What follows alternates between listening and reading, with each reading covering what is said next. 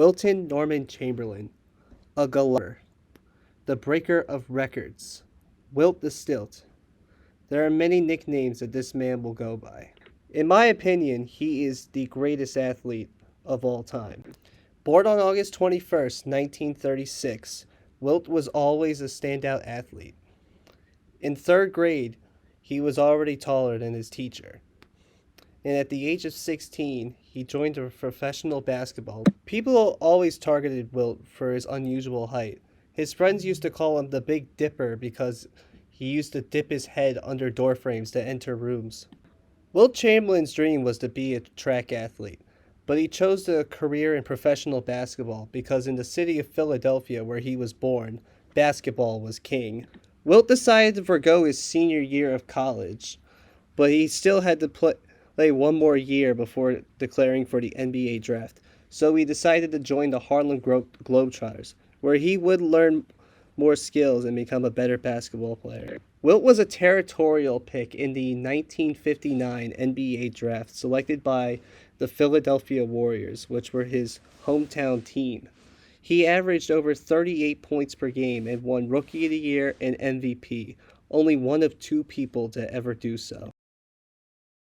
In the 1962 NBA season, Wilt Chamberlain averaged a record 50.4 points per game.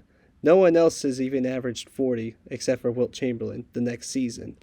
And on March 2nd, 1962, Wilt Chamberlain became the first and only NBA player to eclipse the 100-point mark in a single game. Wilt may have done a lot of scoring, but he didn't do a lot of winning. Every year, it seemed, he would lose to his huge rival, Bill Russell and the Boston Celtics. They would clash every year in the NBA playoffs. But Wilt Chamberlain was the better player. Bill Russell had the better team. And so the Celtics would beat him every year.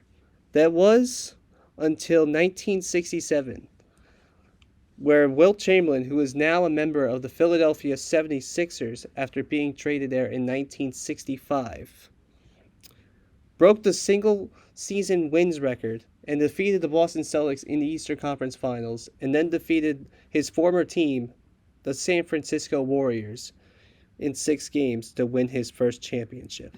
In 1968, Wilt Chamberlain would be traded to the Los Angeles Lakers, and in 1969, Bill Russell would get his last laugh on Wilt Chamberlain, defeating him for the final time in the NBA Finals shortly before retiring.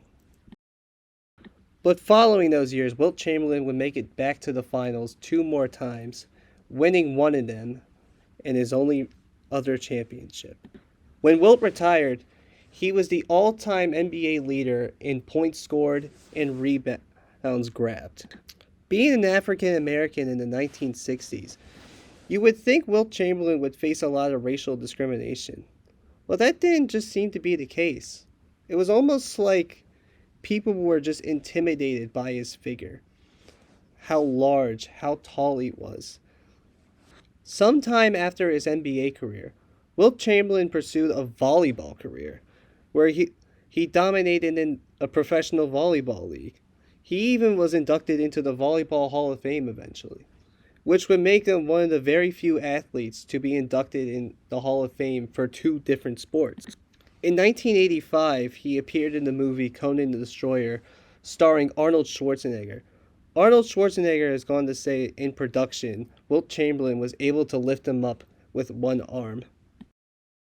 There are many other Wilt Chamberlain stories like this, such as the time he competed in high jump in college without even warming up and won the competition.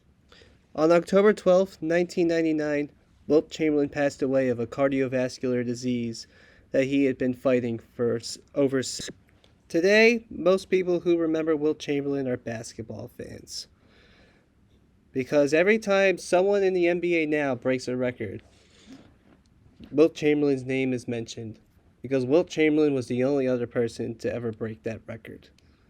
He was the only other person to do something that no one else has done before, because he was the most dominant NBA player of all time.